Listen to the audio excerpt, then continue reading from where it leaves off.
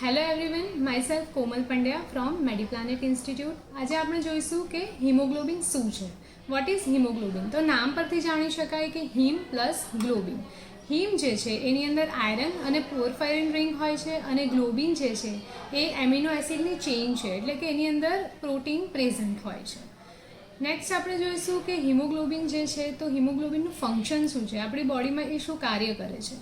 તો હિમોગ્લોબિન છે એ રેસ્પિરેટિવ તરીકે પણ જાણી શકાય છે. એ આરબીસીસની અંદર હોય છે, એટલે એ પણ આપણે જોયું એમ પ્રમાણે રેડ બ્લડ સેલ્સ જે છે એ O2 અને CO2 એટલે કે ઓક્સિજન અને કાર્બન ડાયોક્સાઇડનું જેમ ટ્રાન્સપોર્ટેશનનું કામ કરે છે. તો હિમોગ્લોબિનનું ફંક્શન પણ સેમ જ છે. હિમોગ્લોબિન છે એનું જે મોલેક્યુલર વેઇટ છે એ 68,000 ડાલ્ટન છે, અને 1 gram of haemoglobin is contain 1.34 ml oxygen.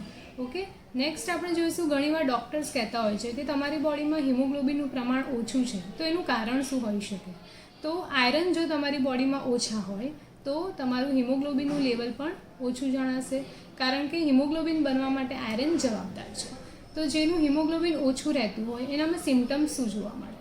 તો નોર્મલી એ લોકોના હાથ અને પગ થોડાક ઠંડા રહેતા હોય, સ્કિન જે છે થોડીક પેલ યલો જેવી લાગતી હોય, એ લોકો જલ્દી થાકી જાય. તો આ બધા એના કોમન સિમ્ટમ્સ છે.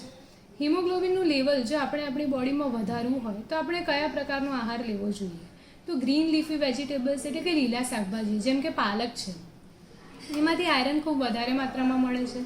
પ્લસ કેળા છે, ખજૂર છે, અંજીર છે.